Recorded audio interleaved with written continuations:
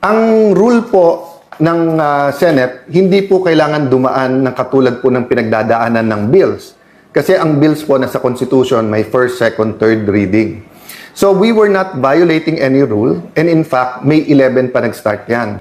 So sabi nila, Monday na lang. Bakit? Kasi po, iilan lang sila nandun during that Tuesday night.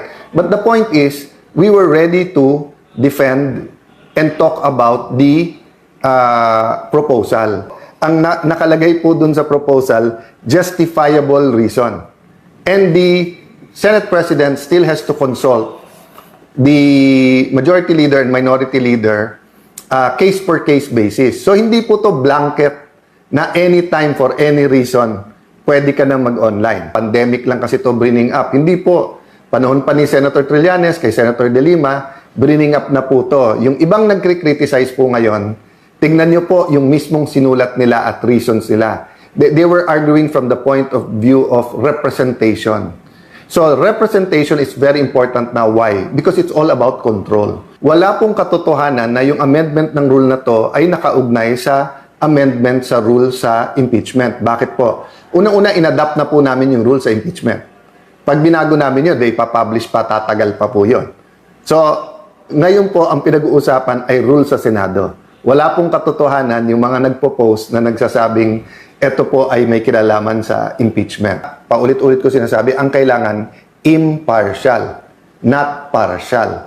And paano ka maglalabas ng partial na hindi mo pa nabubuo yung theory kung ano talaga nangyari? Tignan niyo po, sabi ng Office of the Ombudsman, may mastermind. Sabi ni Senator Lacson, walang mastermind. So paano ka maglalabas ng report na partial pa lang? And then, paano nangyari yon na panay oposisyon, na panay sa Senado? 1 trillion budget sa administrasyon, walang involved dito. Sa ibang mga panig ng gobyerno, walang involved pa dito. Nagulat lang po ako na sa lahat ng pwedeng maging reaction ni Senator Tito, sabi niya it's illegal. Papasalamat ako sa mga matitinik nating mga netizens. Nauna pa kayo na tinignan yung Section 18 ng rules ng Senate at yung Section 20 ng rules on investigations in aid of legislation.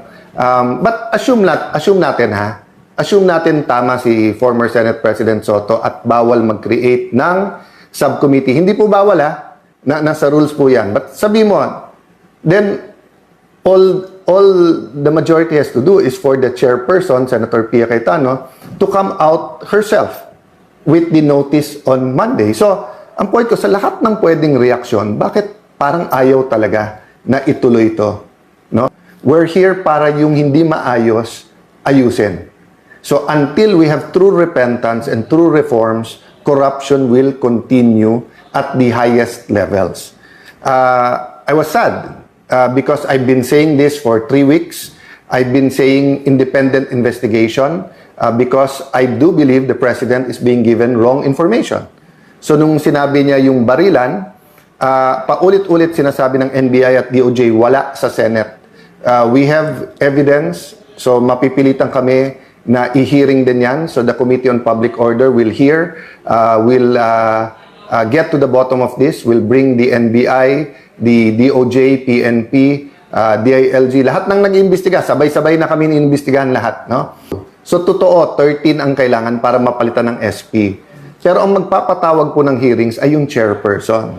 So, isang strategy po ngayon ng 11, kaya napansin nyo po, every weekend, sila ang gumagawa ng sinasabi nila, may babaliktad, may sasama na sa kanila, may nag-iisip.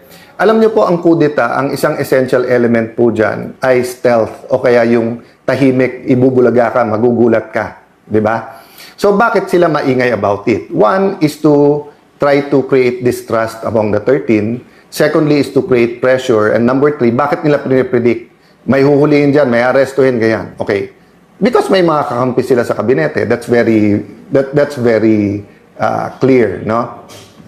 One of their intent is to not allow the electronic or teleconferencing or any kind of online voting para pag sila majority sa floor, aagawin nila yung mga committee. At pag naagaw yung mga committee, sila na naman magdidikta ngayon kung anong pwede i-hearing o hindi. nakita nyo po na inaalok namin ng committee. They can read their members anytime. So, nagugulat lang ako kay, let's say, kay Senator Erwin, paulit-ulit na wala daw napasa during my time and mabagal, etc.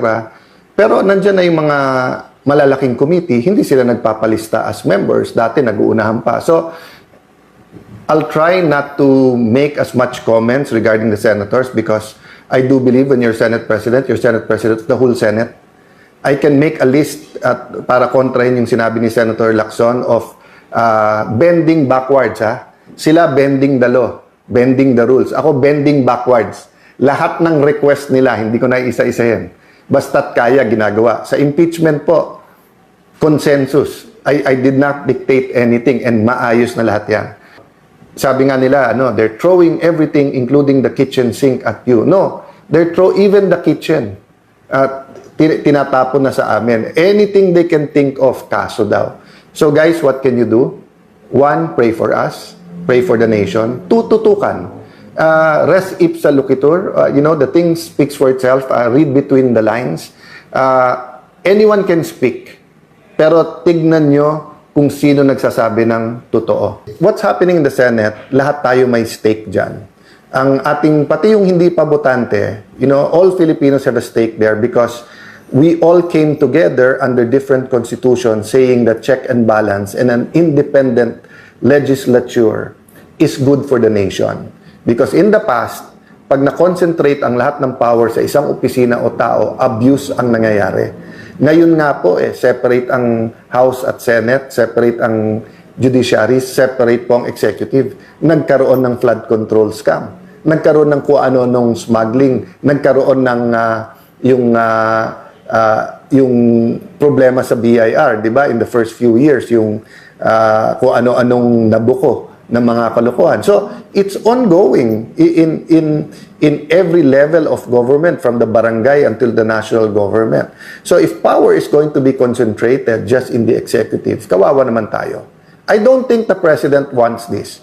And I continue to extend a hand of working together professionally. But I really think he's not getting the right information. So, I do hope that the senior officials in the cabinet, will be able to get the right information and throw the right information. Because one, yung 11, nang-11 talaga, hindi nagbibigay ng tamang informasyon, then there are forces, spiritual and physical forces in this nation that wants to keep us poor, that wants to corrupt, that wants to take out hope.